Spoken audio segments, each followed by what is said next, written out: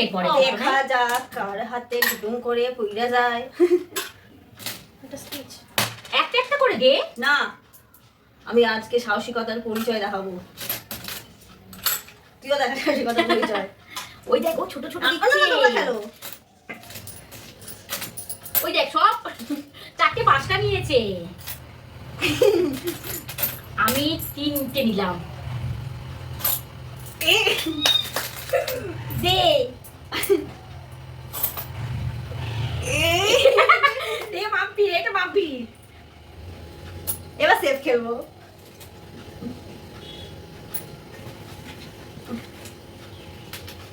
যারটাতে জলে ডুবে যাবে তাকে ময়দাটা মাখিয়ে ভূত করানো হবে।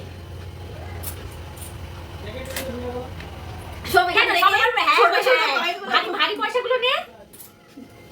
ছোট ছোট কয়েনগুলো সব খুঁজছে।